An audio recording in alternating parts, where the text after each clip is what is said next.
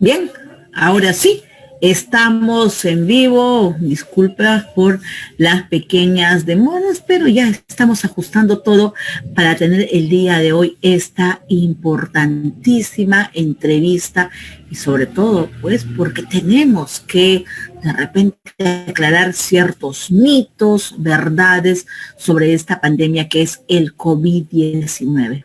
Bueno, pues mucha población está contagiada, mucha gente está preocupada sobre lo que está pasando. Algunos dicen con esto ya se va a acabar prácticamente la raza humana, pero vamos a aclarar estos puntos porque es importantísimo que un profesional nos aclare este punto y sobre todo, qué bueno que sea pues un profesional peruano que conoce nuestra realidad, que conoce nuestro biotipo de personas y con él vamos a conversar. Voy a presentarlo, es el doctor Miguel Ascón. Él tiene pues definitivamente un currículum impresionante.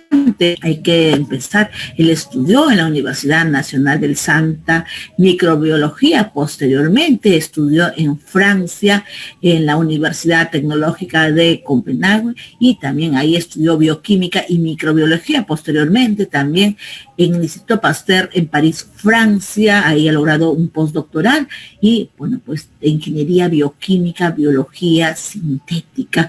Hablar del doctor Ascón es hablar de un gran currículum porque definitivamente pues ha paseado su conocimiento por diversos países, ha sido profesor asistente en la Universidad Tecnológica en Francia, investigador asociado en la Universidad Montana en Estados Unidos, Facultad de Investigación asociada en Maryland, Baltimore, en donde actualmente también está trabajando en Maryland en el Parque Biológico. En fin, el currículum del doctor es impresionante y con él pues vamos a ir desarrollando estos temas tan importantes para todos nosotros, sobre todo porque queremos ir aclarando estos temas que son tan importantes. Le voy a pedir al doctor, por favor, que se conecte para que podamos conversar y iniciar esta importantísima comunicación. Doctor Ascón, si me está escuchando, por favor, le voy a pedir que se conecte con nosotros mediante el Facebook Live para poder conversar y de esa forma aclarar todas estas dudas que tenemos en estos momentos. Si ya, por favor, le estoy dando pase. Adelante, doctor. Sí, estoy conectado. Sí, a ver, escucho perfectamente. Vamos a ir con su video también, porque tenemos su audio, pero nos faltaría ver su video y de esa forma poder conversar con usted. Sí, he dado ya el video. Debe estar...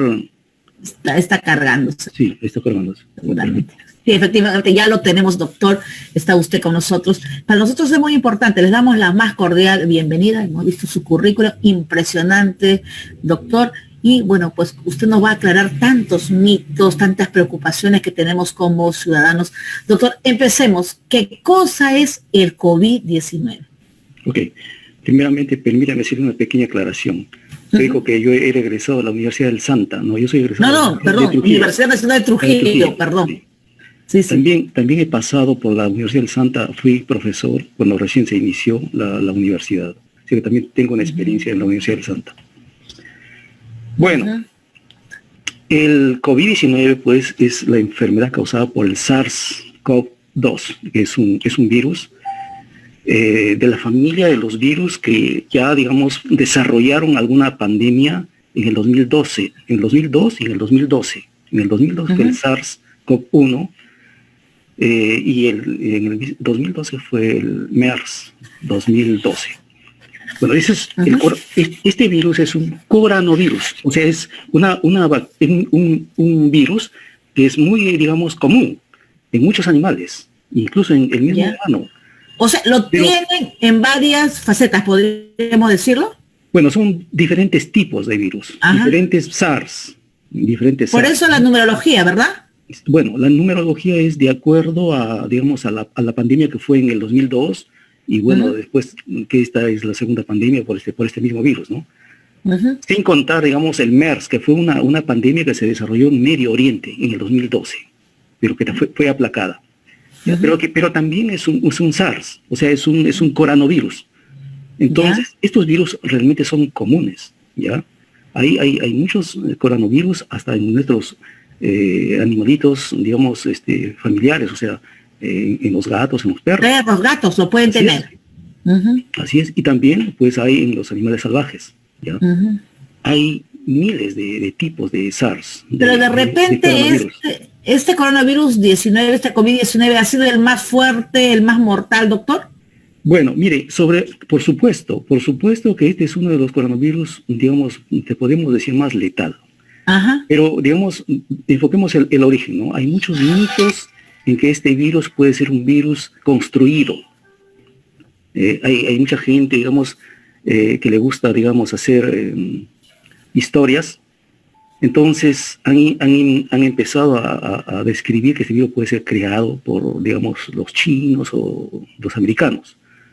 Entonces, estudios genéticos de especialistas han determinado, han mostrado con datos que ese virus no ha sido creado en ningún laboratorio.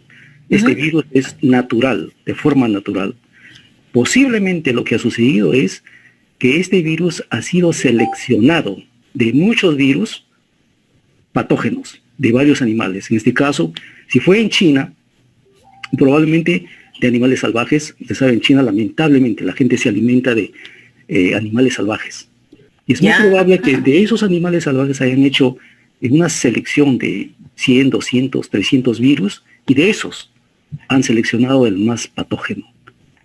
Para estudios, obviamente, y bueno, pues es probable que haya escapado del laboratorio. No quiero entrar en detalles de posibilidades de que alguien lo haya dejado a propósito. Pero el virus, por todos los estudios genéticos, es un virus apareció de forma natural. Un mutante apareció de forma natural. Eso para empezar. Para aclarar sobre todo, porque se han dicho muchas cosas. Exactamente, ¿no? Exactamente. Ahora, me gustaría, digamos, también tratar de enfocar la forma de la amplitud de esta pandemia, ¿ya? Porque la gente está muy perdida en todo el mundo, no solamente en el Perú, ¿no? La prensa, obviamente, la prensa nos cosas, habla, ¿no? Sí, la prensa nos habla, pues, de una catástrofe, ¿no? Digamos que este virus, esta pandemia es, bueno, obviamente es una pandemia, está extendida por todo el mundo, pero hay que ver, digamos, cuál es su alcance, cuál es su amplitud. Para esto hay que ubicarnos. Por ejemplo, vamos hablando de la pandemia de la fiebre o de la gripe española de 1918. Que en su momento, digamos, mató a mucha gente, ¿no? Y que fue un desastre en esas épocas. Esa pandemia mató aproximadamente, y esto es lo mínimo, 50 millones de personas en el mundo. ¿Ya? 50 millones de personas. ¿Cuánto duró? Por medio de 7 a 9 meses. ¿Ya? Entonces, la cantidad de muertos fue alrededor de 7 millones, incluso algunos calculan mucho más. ¿Ya? 50 millones de personas. Y durante esta pandemia que apareció en el mes de febrero prácticamente en China y se ha extendido, y estamos en el mes de junio, son aproximadamente 4 meses y medio para 5 meses. Si nosotros hacemos el conteo, vamos a ver que hay aproximadamente 8 millones de infectados en el mundo, según los datos globales de acá de la Universidad de Johns Hopkins, de la ciudad de Maryland.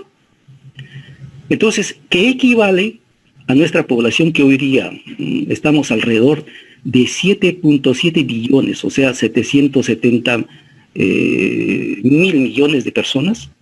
Equivale al 0.1% de infectados. 0.1% de infectados. Ni siquiera al 1%. O sea, es extremadamente bajo a nivel mundial. O sea, esa cantidad que es aparentemente bastante, llega a ser una cifra pequeña si comparamos con toda la población mundial. Exactamente. O sea que a nivel mundial solo la cantidad de población infectada es alrededor del 0.1%. Ni siquiera el 1%. Pero cuando vemos nuestras ciudades, en el caso de concreto en el Perú, en Ancash, estamos hablando pues de cifras alarmantes, pero exactamente. Usted no dice que eso solamente es pequeño. En Perú, vamos a ver las cifras. En Perú, según los datos globales de acá de la Universidad de Maryland, de la Universidad Johns Hopkins de Maryland, ¿cuántos infectados hay en el Perú? Hay aproximadamente 247.725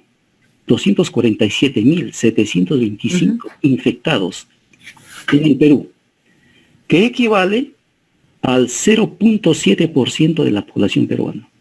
Pero doctor, infectados, pero son los que han pasado tamizaje, de repente de acuerdo a la información que tiene el MINSA o es salud, pero hay mucha gente, por ejemplo, que está infectada y que no están registrados de repente en la lista que tiene el Estado, que es un tema también que preocupa. Sí, exactamente. Eso es, digamos, lo que lo registra el MINSA. Ajá. Entonces, el MINSA está reportando esta cantidad de 247.925.000, que equivale, como digo, 0.75%. Serían, digamos, las cifras oficiales. Pero es probable que haya más. En estudios que se han realizado acá en California y en Suecia, demuestran que realmente los infectados son a veces 10, 20, 30 veces más. ¿Ya? Entonces puede que la población esté muy infectada. Pero yendo al número de muertos, vamos al número de muertos que hay actualmente en el Perú. Por ejemplo. En Perú se ha reportado hasta el día de ayer 7.660 muertos a nivel nacional. Esto equivale al 0.02% de la población.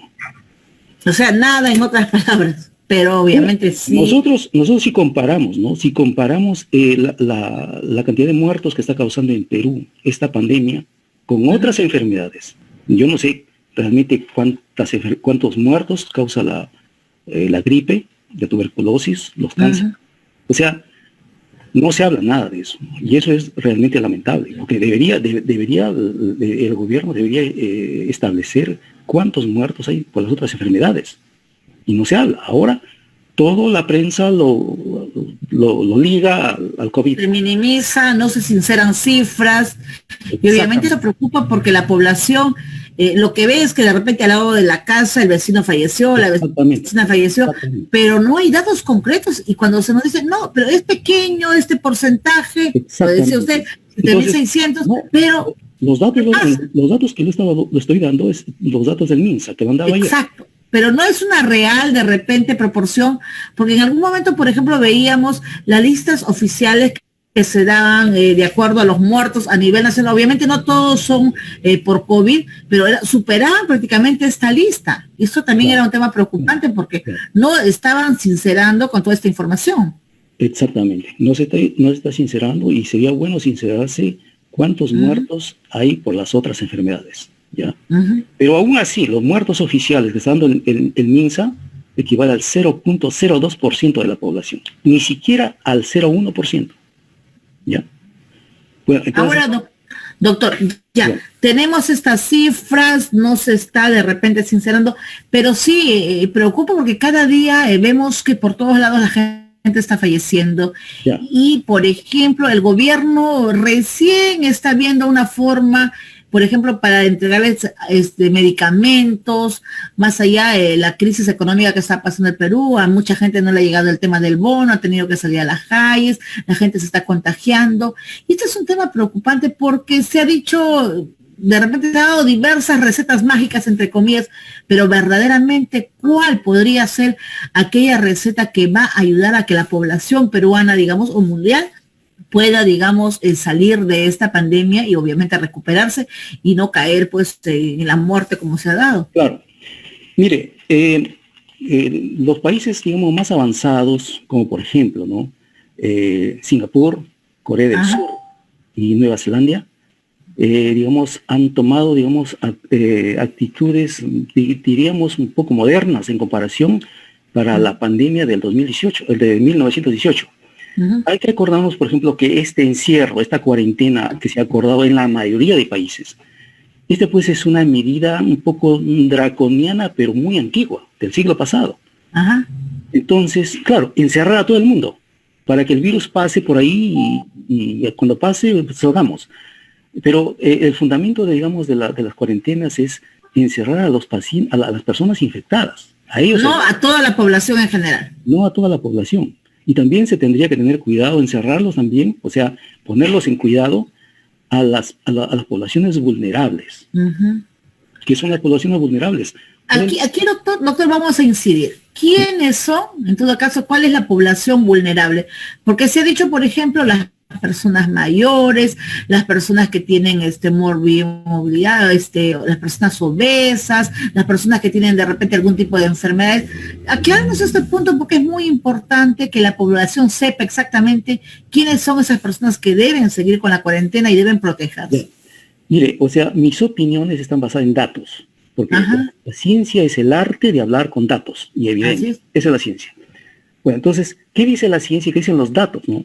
Los datos nos han mostrado que aproximadamente el 80% de personas infectadas son bien asintomáticos o bien con síntomas leves, el 80%.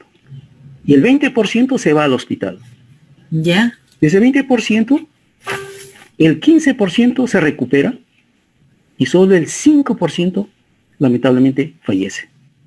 Ese es en términos generales lo que sucede.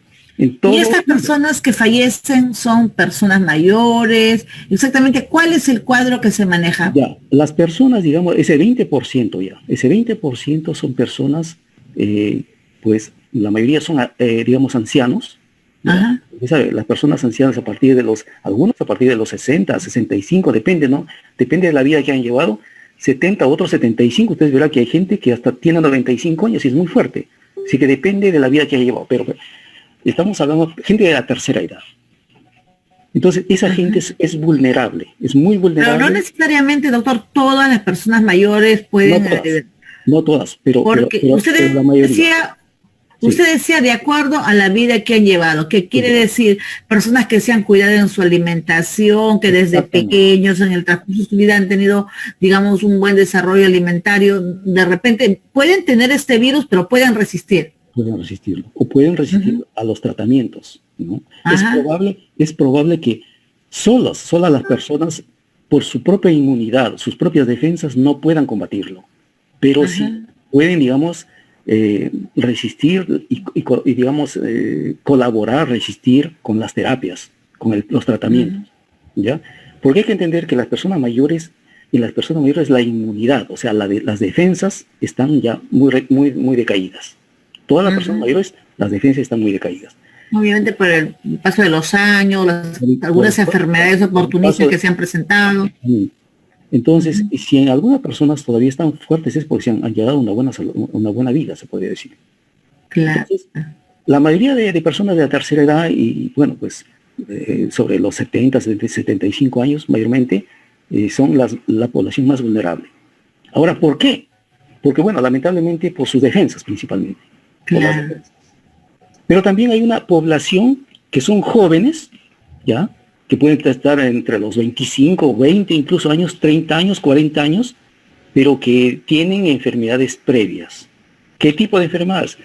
Pueden tener sobrepeso, ¿ya? Pueden tener un índice de masa corporal sobre los 30, incluso sobre los 28 nada más, y digamos, ya pueden estar, digamos, susceptibles a la infección. A ver, doctor, los que estamos subidos de peso, en mi caso, por ejemplo, ¿somos proclives de repente a no resistir esta pandemia o también, como usted decía, de repente de acuerdo a una buena alimentación se puede resistir?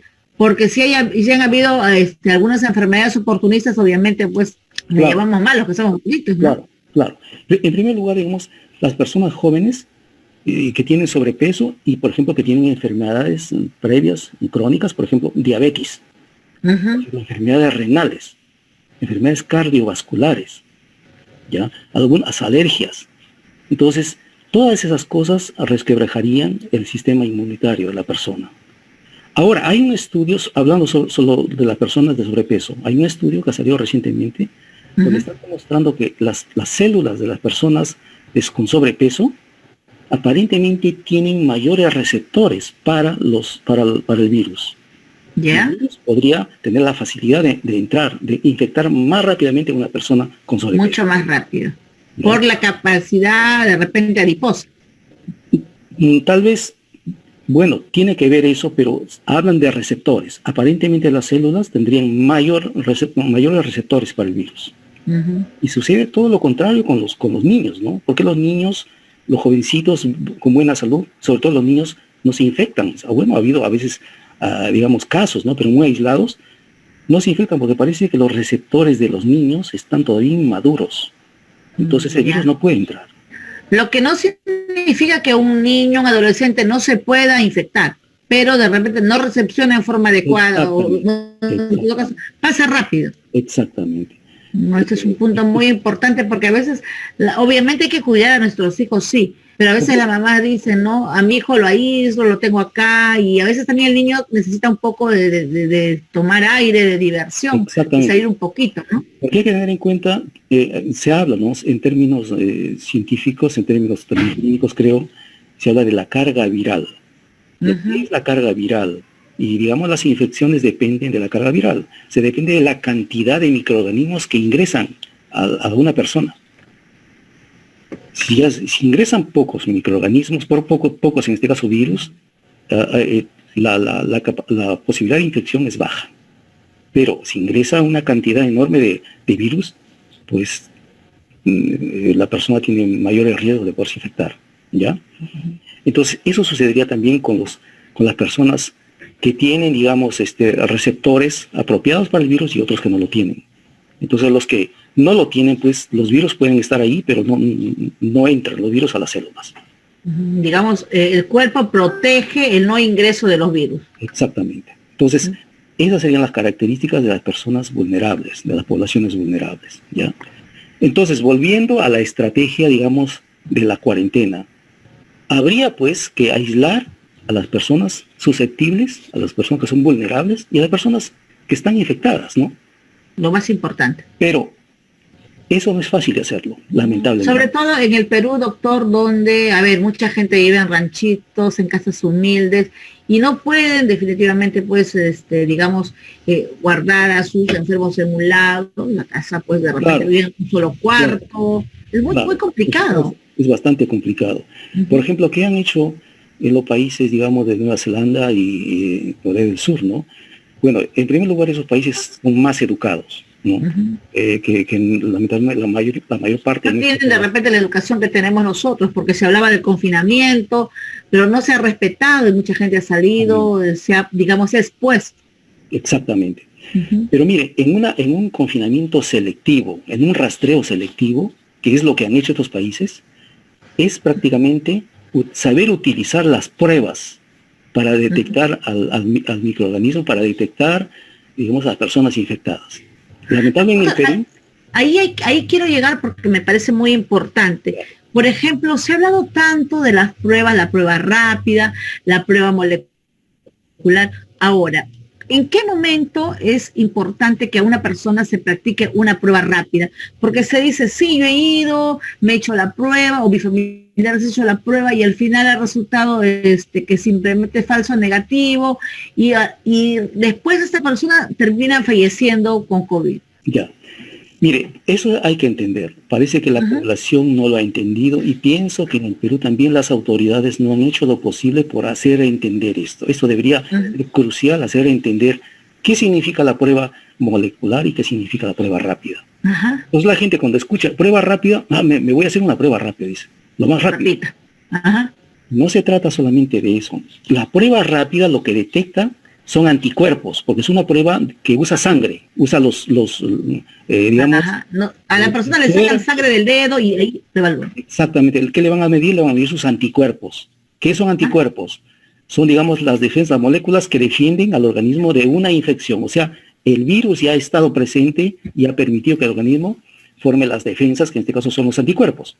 Entonces, la prueba rápida detecta anticuerpos. Entonces, si a una persona le hacen, digamos, una prueba rápida y da positivo, significa que esa persona ya está infectada hace 15 o 20 días. O sea, no es reciente. La prueba rápida solamente se manifiesta cuando la persona ya ha tenido el virus en el cuerpo durante varios días. Exactamente. ¿Todavía doy positivo? Bueno, puede dar positivo porque depende, digamos, de su se podría decir, de su curación, ¿no? Depende de si la persona está en curación, o está recibiendo medicamentos, o de repente es un asintomático leve, o una persona que tiene síntomas leves y que ya se está curando sola. Pero porque no todos tienen la misma respuesta, ¿verdad? No todos tienen la misma respuesta.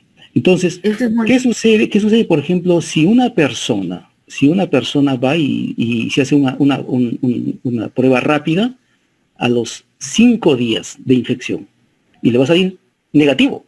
Negativo, falso negativo. Tiene digamos, falso negativo, o sea, tiene el virus, pero le salió negativo la prueba rápida. Entonces, se va contento y dice, bueno, no tengo el virus. No tengo, y al final vienen los efectos posteriores. En 10 días se puede estar muriendo. Ajá. Y se han dado casos acá. Exactamente. ¿Por qué? Porque simplemente le hicieron la prueba rápida cuando no tenía anticuerpos, pero lo tenía el virus. ¿Ya? Entonces hay que diferenciar. La prueba molecular eso debería ser lo más obligatorio para detectar quién tiene virus, quién es la persona recientemente infectada. O sea, doctor, la prueba molecular es la única que me determina si tengo o no tengo el virus. Aclarando. Nada más. Así es. Si quiero saber si tengo el virus, si tengo la infección, tengo que hacerme la prueba molecular. Ahora, esa prueba molecular obviamente es más costosa. Y en el Perú, por ejemplo, pues la población económicamente no está bien como para exactamente. Es más costosa y demora un poco, porque ¿cuánto demora? Aproximadamente 4 horas, 4 o 5 horas. No, pero acá en el caso de Chimbote, por ejemplo, donde estamos, esto lo mandan a Lima, todavía hacen todo. Ese es el problema. Se demora más. Ese es el problema. Y mira, déjenme ahora remarcar algo que realmente quiero felicitar a unos colegas que acaban de sacar una prueba molecular rápida, diría yo, ¿sí? que demora entre 30 a 40 minutos. Son investigadores de la Universidad de Cayetano Heredia. Exacto. ¿Ya? Acaban de sacar y ojalá que esa prueba molecular rápida para toda la población. Saquen lo más rápidamente posible, ¿ya? Porque esa prueba es la que va a permitir determinar si una persona está infectada o no está infectada. Si tiene el virus o no tiene el virus, ¿ya? Si en un día o en 2 días o en 3 días. Pero la prueba rápida solamente va a determinar si la persona ya ha tenido el virus hace 15 o 20 días atrás. O sea, aclarando, o sea, no significa, es más, podría ser de repente la persona ya estarse recuperando o recuperada y todavía le sale positivo, ¿verdad? Por supuesto. Cualquier persona que ya está recuperada le hacen la prueba rápida y tiene cantidad de anticuerpos, o sea, sale positivo. Ahora, doctor, aquí este tema es muy importante porque se dice que en el lapso de 14 días una persona contagia. Pasado el 14, 15º día, un paciente puede seguir contagiando. Bueno, hay que tener en cuenta que el ciclo del virus, desde que el virus llega a una persona y el virus infecta a la persona, desarrolla los síntomas clínicos y lo enferma y hasta lo puede matar, o se puede recuperar, es alrededor de 22 a 25 días. ¿Ya? O sea, es importante que un paciente se cuide todos estos días, que no se acerque de repente lo que decíamos a alguien vulnerable, personas mayores, para que de esa forma pueda proteger a las personas y no se contagien. Por supuesto. La persona que ha hecho una prueba molecular y le ha salido positivo, tiene que estar lejos de las personas que no quieren infectar. Por eso es que a las personas vulnerables hay que aislarlos, y a las personas también que están, digamos, o sea, a las personas que están infectadas y están enfermas, hay que también aislarlas, ¿ya? Pero volviendo al caso, ¿no?, de la cuarentena, digamos, selectiva, es justamente sabiendo estas poblaciones y sabiendo quiénes están infectados, pero se necesita tener las pruebas suficientes, entonces se puede rastrear, ¿no? Se puede rastrear, digamos, qué personas, bueno, están infectadas y necesitan medicinas, otras, bueno, no necesitan, pero las personas ancianas necesitan también un cuidado. Ahora, doctor, una persona que ha recibido un tratamiento de, por ejemplo, de acitromicina y de ivermectina, ellos solamente la toma es, por ejemplo, se dice 5 días vas a tomar acitromicina, 2 días vas a tomar ivermectina, o sea, solamente hasta ahí, o requieren de más, de repente, medicamentos. Eso depende, digamos, del cuadro de enfermedad, cuadro clínico que tenga el paciente. Hay algunos que se recuperan rápido, otros que demoran. Porque hay que tener en cuenta, bueno, esto de las medicinas, hay que tener cuidado, ¿no? Porque hay medicinas, digamos, que ciertamente no están autorizadas, pero si funcionan, ¿no? No queda más que utilizarlas. O sea, me refiero al caso de la ivermectina, ¿no? Por ejemplo, dicen que el FDA, o sea, la Administración de Alimentos y Medicinas de acá de Estados Unidos, no lo ha autorizado para tratar el coronavirus. Pero acá, por ejemplo, en el Perú, Salud está entregando a sus pacientes justamente kits con estos medicamentos para que la población se pueda tratar. Se le da pues un kit determinado, una cantidad determinada de pastillas, de estas mismas gotas, y eso, digamos, lo está haciendo, digamos, para combatir ahora esta pandemia. No, permítame aclararle acá. Mire, el FDA tiene autorizado la utilización de la ivermectina para el tratamiento parasitario en animales y también en humanos. Ajá. Pero es para tratar parásitos. Claro. Pero no está autorizado para el tratamiento del coronavirus. Sin embargo, hace poco, en este mes de junio, ha salido una publicación de unos investigadores de Australia. Estos investigadores australianos han demostrado que en cultivos celulares, ¿ya? Cultivos celulares han infectado a estas células con el virus y le han probado con la ivermectina, y la ivermectina tiene la capacidad de inhibir la replicación del virus 5.000 veces. 5.000 veces inhibe la replicación del virus. O sea, es recontra efectivo. Pero en cultivos celulares, ¿ah? No en humanos. O sea, no. Un paciente que está en la etapa inicial toma la ivermectina. Pero si acá en el caso, por ejemplo, Salud está distribuyendo este medicamento, la ivermectina, entonces significa que está dando resultados positivos. Ya, a eso vamos. Lo que se trata, digamos, en una pandemia en donde no se conoce a la gente, porque hay que estudiarlo. Usted ha visto, hay miles de estudios, de una forma, de otra forma, clínicos, moleculares, de vacunas, de terapia, hay de todo. Entonces, claro, se está tratando de conocer esto. Estamos en una emergencia. Digamos, ¿cuál es el objetivo? El objetivo es salvar vidas, ¿ya? Ahora, hay muchos médicos que han empezado a utilizar la ivermectina. ¿Por qué? Porque se basan justamente en este estudio australiano que demuestra... Que está dando buenos resultados. Que demuestra, digamos, que la ivermectina bloquea la replicación del virus completamente en cultivos celulares. Muchos lo han probado en humanos y tienen excelentes resultados. Entonces, si está funcionando en humanos, ¿por qué dejar de usarlo? Porque claro, al final es un avance para acabar con esta pandemia. Exactamente. ¿No? Si el FDA dice, bueno, no lo he autorizado, pero y si tenemos enfermos que están graves, ¿por qué no hay que utilizar? Que están saliendo de esto. ¿Ya? Ahora, doctor, es importante, obviamente, que la población entienda cuál sería, en todo caso, el daño que podría generar este medicamento.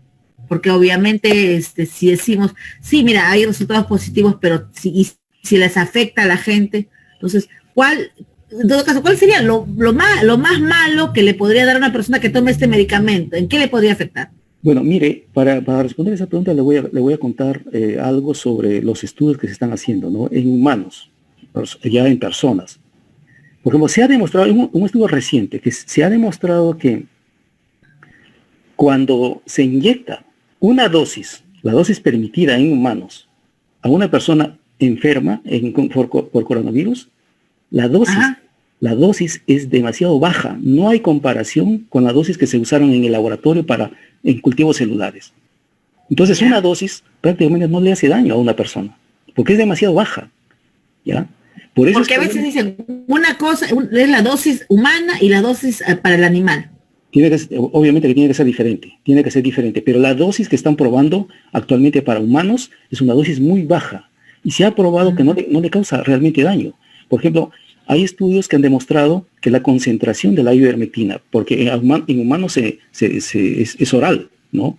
Ajá, sí, son gotitas. Es demasiado baja, pero aún siendo demasiado baja, puede bajar la carga viral de un paciente. Entonces, eso es lo positivo, que le baja la carga viral y por ende no le afecta para otro tipo de, digamos, problemas de salud. Bueno, mire, en estos estudios hasta lo han subido la dosis hasta 10 veces. Ajá. Y aún no han encontrado daño en las personas. En todo caso, bajo esa premisa, entonces, lo que está haciendo de salud es, digamos, proteger a la gente con estos medicamentos. Bueno, exactamente. Se tiene que proteger con los medicamentos, pero los médicos que están utilizando la ivermectina y si lo están usando, digamos, con dosis apropiadas, yo creo que no están haciendo mal. Están tratando de salvar vidas. ¿Ya? Ahora, doctor, está demostrado, o sea, lo que está demostrado. Está demostrado que la ivermectina inhibe la replicación del virus en las células. ¿ya? Solamente, como le repito, la concentración que se ingiere en una persona es muy baja en comparación con la concentración que se usó en el laboratorio en cultivos celulares. O sea, ¿ya? Si una persona consume al inicio, digamos, del COVID, este medicamento, automáticamente va a inhibir y definitivamente ya no va a desarrollar todos esos procesos que desarrolla comúnmente un paciente que lamentablemente se ahoga y todo lo demás. Mire, para inhibir la entrada del virus también hay otro medicamento que también ha sido cuestionado.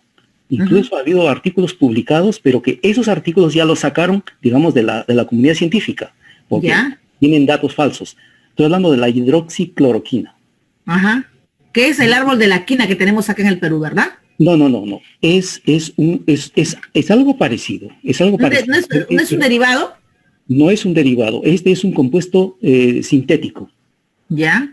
Es un compuesto sintético. No es parecido al compuesto del árbol de la quina, pero la hidroxicloroquina es un compuesto sintético. Es decir, hecho por el hombre. Lo han sintetizado. Claro. Ya, este medicamento también es, usted sabe, ¿no? Este es también un antiparasitario, pero en este caso es de antimalaria. ¿Ya? ¿Sí? Entonces, pero está rindiendo. Está rindiendo. Se tiene buenas referencias, digamos, de médicos franceses que lo han utilizado, han tenido excelentes resultados y actualmente hay estudios que soportan. También tiene que ver mucho con la replicación del virus. ¿Ya? Entonces, se aconseja que este medicamento también puede inhibir la replicación. Sí son positivos, digamos, en la respuesta inmediata. Exactamente. Ahora, doctor, nosotros escuchábamos a una doctora, me parece que es no recuerdo, de Centroamérica, me parece. Ella hablaba, por ejemplo, que la respuesta primaria, por ejemplo, sería el uso de, en un momento se dijo que no era bueno, que no tenía la resistencia, pero ella, por ejemplo, sugería que este medicamento se debe dar porque es el momento cuando la persona recién empieza de repente con los problemas bronquiales mínimos, ahí se puede combatir para que esta persona no pueda desarrollar, digamos, el virus y pues pueda resistir. Completamente de acuerdo. Si se trata de la ivermectina o del hidroxicloroquina, completamente de acuerdo. ¿Ya? En el caso del ibuprofeno, que es un medicamento muy barato, muy cómodo. Mire, la hidroxicloroquina ya incluso tiene efectos antiinflamatorios. Y ahí vamos con el ibuprofeno. El ibuprofeno también acaba de salir un artículo muy importante de una revista muy prestigiosa de Inglaterra, en donde habla del efecto del ibuprofeno en esta pandemia. El ibuprofeno es un excelente antiinflamatorio. Tomando ibuprofeno hasta se podría evitar, bueno, ya hay pacientes que lo han evitado llegar hasta la intubación para la ventilación artificial. Solo con el ibuprofeno. Sí. Que es un medicamento barato y que está al alcance, digamos, de la población que obviamente no tiene la capacidad económica. Exactamente, pero hay que explicar por qué. Hay que explicar por qué. La gente puede decir, bueno, que uno está hablando, no sé, cosas absurdas. Claro. Lo que sucede es lo siguiente, ¿por qué un paciente llega al hospital y lo tienen que intubar para que le pongan, digamos, una ventilación artificial? ¿Por qué? Porque en sus pulmones ya no puede, digamos, darse el intercambio de gases, de oxígeno, que va está lleno de mucosidad. Y, digamos, el CO2 que está saliendo del organismo. Y eso justamente se debe a que en los pulmones se ha formado todo, digamos, una barrera protectora debido, digamos, a la inflamación. O sea, ha habido cantidad de células que recurrieron, digamos, para proteger del virus, y en lugar de esas células servir, impidieron el traspaso de oxígeno y el intercambio de gases. Lo que digamos, el moco ha cubierto con una capa blanquecina todo el pulmón, y eso hace de que se pueda afectar el paciente. Exactamente, entonces el paciente no puede respirar, no tiene oxígeno. Entonces el ibuprofeno es un antiinflamatorio, igual que la hidroxicloroquina, y son antiinflamatorios que pueden disminuir, digamos, esa inflamación y pueden liberar, para que digamos, el intercambio de gases pueda darse y el paciente pueda respirar. ¿Ya? Entonces, doctor, lo recomendable sería para la población que en una etapa inicial de un tipo de resfriado utilice el ibuprofeno. Por supuesto, para eso es. Porque en algún momento se satanizó y dijo, no, solamente la citromicina es buena, solamente eso hace bien, o también se hablaba, no, vamos a tomar doxiciclina, medicamentos de repente de un espectro mucho más elevado, y el ibuprofeno pues prácticamente no lo veían como el medicamento indicado. No, el ibuprofeno hace poco ha salido, es un estudio reciente, en donde han mostrado su capacidad antiinflamatoria. Incluso remarca que este medicamento puede evitar la intubación, puede evitar la ventilación artificial. Usted sabe, ¿no? Un paciente que llega a UCI, lo intuban, es muy difícil que salga. Complicadísimo, ¿no? Entonces en el Perú es absurdo ver cuando el presidente o no sé, ¿cómo se llama? Los gobernadores están buscando de que alguien produzca respiradores artificiales, ¿no? Entonces, mejor se debería enfocar, digamos, en aspectos... No llegar a eso, no llegar a eso. Exactamente. Ahora, doctor, algo también que se ha escuchado bastante es el consumo, por ejemplo, de la fórmula VIC, el Vipaporú, por ejemplo. Se ha escuchado que dicen, utiliza Vipaporú, de repente colócate en las fosas nasales, eso ayuda de repente a liberar la ventilación. Sí. Mire, si es que los pulmones, los alveolos están tapados, ¿ya?, por el exceso de inflamación, entonces es difícil que el Vipaporú lo destape. Pero al inicio sí. El Vipaporú, bueno, tiene ciertos compuestos, incluso tiene eucalipto, ¿no? El eucalipto es un compuesto que también se ha demostrado, digamos, que puede exterminar a ciertos microorganismos. Que ayuda. Incluso a virus. O sea, tiene capacidad destructora de ciertos microorganismos. Porque nos decía, ¿no? De repente la vaporización de eucalipto, quión y tantos productos que ayudan, digamos, a liberar. Claro, de esa forma. Eso sería al comienzo, ¿no? Al comienzo, cuando recién se empieza. Exactamente, para evitar, digamos, para evitar una carga viral. Para disminuir la carga viral. Claro, y esto es muy importante. Cuando ya se ha dado, digamos, una infección, cuando ya se nota que se tiene que tomar medicinas, o sea, ya medicinas autorizadas, ¿no?, en este aspecto. Porque si bien es cierto que hay algunos estudios con eucalipto, pero no son realmente medicinas autorizadas, ¿no?, por los organismos médicos internacionales. Ya. Entonces es muy importante que la población entienda cómo, desde el primer inicio, al primer síntoma, cómo debe tratarse, porque definitivamente es importante, sí, se nos ha dicho siempre que tenemos que consultar a un médico, pero en estos momentos en que todavía no hay el acceso adecuado de repente a un médico, o uno llama y no hay una atención, ¿se puede, digamos, automedicarse de esa forma? Automedicarse. Mire, automedicarse es un término muy, muy, muy complejo y muy difícil. Muy fuerte. Yo no recomendaría que se automediquen. Se tendría que, digamos, consultar a un médico, ¿ya? Obligatoriamente. Pero obviamente tiene que ser un buen médico, ¿no? Lamentablemente. Lamentablemente. De repente llamar al hospital, ¿no? Para que ellos vean. Exactamente, llamar a un hospital. Para que monitoreen también al paciente. A un centro, digamos, que tenga, digamos, cierto prestigio, porque, pues, saben, ¿no? En Perú, lamentablemente, hay mucho profesional que ha egresado de muchas universidades que no tienen, lamentablemente, el nivel apropiado. Entonces, también, ¿no? Es muy difícil, muy difícil. Pero también no nos olvidemos, doctor, que en estos momentos las postas médicas están cerradas o no atienden y la gente llama a las postas médicas y ni siquiera reciben la atención y obviamente la gente está desesperada. Claro, eso ya compite al gobierno, que si el gobierno no tiene los suficientes médicos, es un tema ya gubernamental. Ellos deberían tener, digamos, una receta estándar para las personas, por ejemplo, que recién se infectan o las personas que presentan ciertos síntomas, ¿ya? Pero veo que... por eso, lo que están haciendo ahora es entregar kits.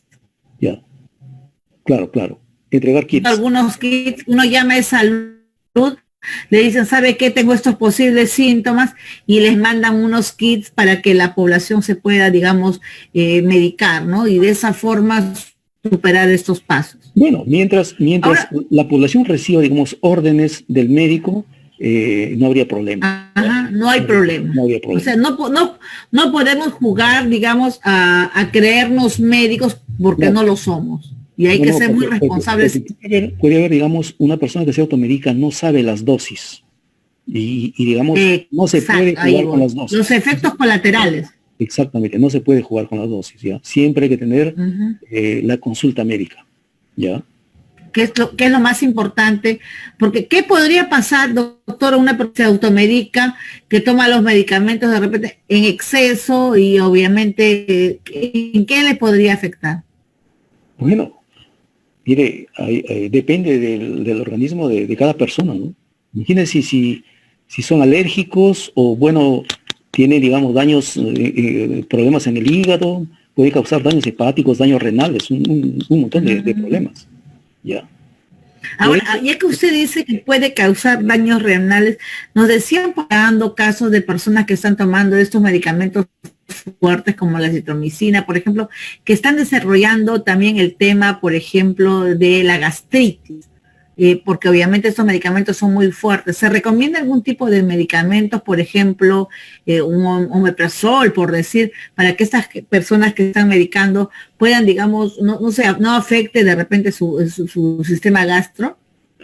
Mire, hay que tener en cuenta, eso depende de la persona que, digamos, tiene que utilizarlo. Pero hay que tener en cuenta que la citromicina es un antibiótico, eso me olvidé remarcarlo, es un antibiótico que contra el virus no va a hacer nada. O sea, la citromicina no hace nada al virus.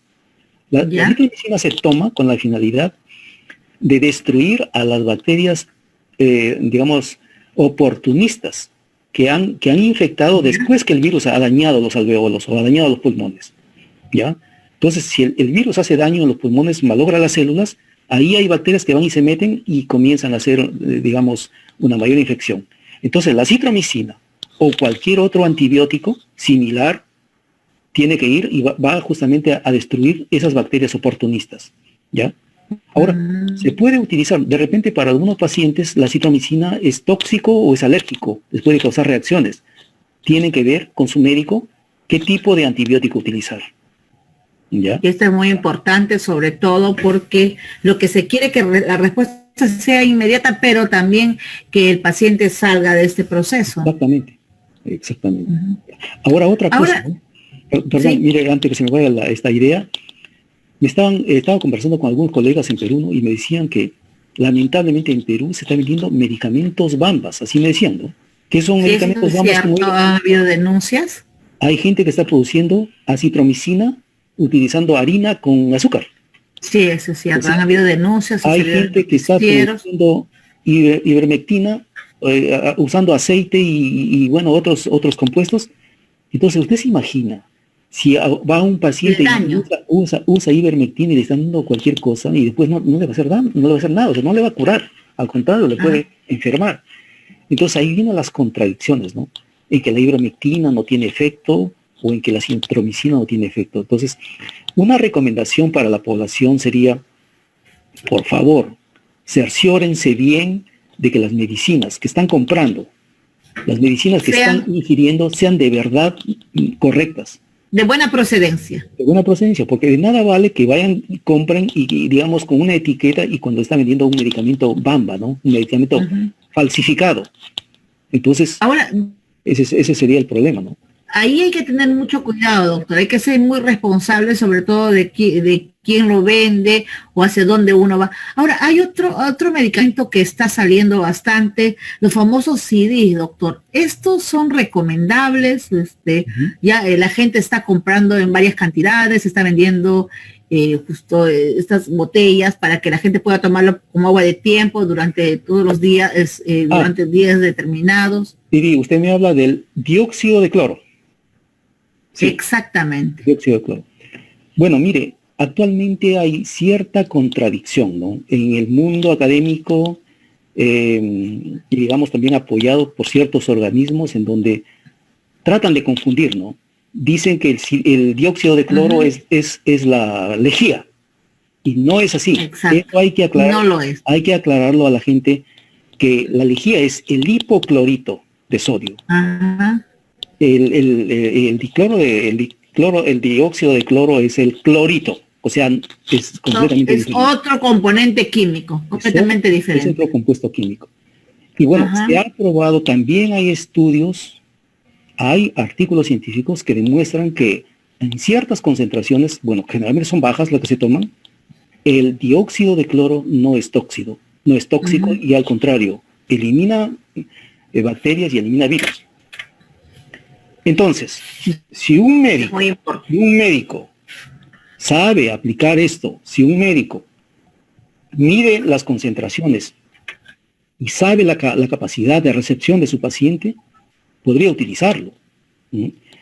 Ojo, yo no estoy recomendando... No hay ningún problema. No estoy recomendando que no vayan a salir a decir por ahí, el doctor Ascón está recomendando que tomemos lejía. No se trata de eso. Sí, por ejemplo. De dióxido de cloro, que es un, digamos, un compuesto que se parece, o sea, digamos, podría ser que mucha gente se confunda, no es la lejía, pero que es un compuesto que está reportado en varios artículos científicos como un bactericida y un viricida, ¿ya? Y incluso, de acuerdo a la concentración que se tome, no afecta a las células humanas, ¿ya? Entonces, si hay médicos que están utilizándolo y lo están sabiendo utilizar, ¿por qué no? Como dije al comienzo, ¿no? En esta pandemia lo que se trata es de salvar vidas, ¿ya? Y el médico... Entonces, no hay problema de que la gente debidamente dosificado. Exactamente, pero tiene que verlo un médico, ¿ok? Sino que también es lo más importante. Hay gente que trata digamos, de satanizar las cosas, ¿no? Y bueno, no solamente algunos médicos, sino también hay organismos, ¿no? Por ejemplo, pienso que la Organización Mundial de la Salud y otros organismos no estarían de acuerdo en utilizar este compuesto, ¿no? Pero, una vez más, hay médicos que lo están utilizando y han tenido buenos resultados, ¿no? Y si se tiene buenos resultados, si se está salvando vidas, ¿por qué no se puede seguir utilizando de forma adecuada? ¿Por qué no utilizarlo si lo que se quiere es eso, no? Exactamente. Bueno, definitivamente, doctor, son temas muy importantes, son preguntas también que nos están haciendo y es importante aclarar porque en esto, como usted dice, todo vale para salvar las vidas de la población. Ahora, nos están mandando una pregunta, doctor, permítame, porque, por ejemplo, cuando una persona se contagia, ¿qué tiempo dura, por ejemplo, la inmunidad? ¿Esta persona se puede volver a contagiar? ¿Qué es lo que pasa?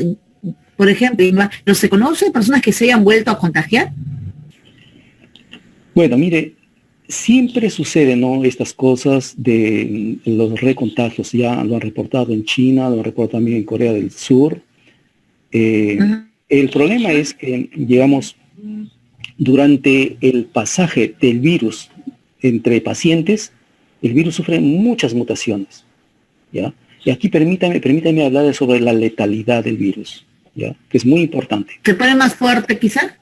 ¿Aló? Ajá. No, déjame. Sí, lo estamos escuchando, estamos al aire. Un poquito sobre la letalidad del virus. Ajá. Yo lo he marcado en mi página varias veces. Mire, en todas las pandemias, ¿ya? Bueno, aparte de la gripe del 1918, ha habido otras pandemias y la población que se ha infectado solamente es una pequeña fracción, ¿ya? Es una pequeña fracción. Ahora, ¿por qué hay una pequeña fracción nada más? Porque cuando el virus empieza a infectar en una cadena, suponiendo en una cadena de 100 personas, ¿ya? Que se infectan, se va a dar cuenta uno que el paciente número 100 tiene virus menos letales que el paciente número 10 o el paciente número 1.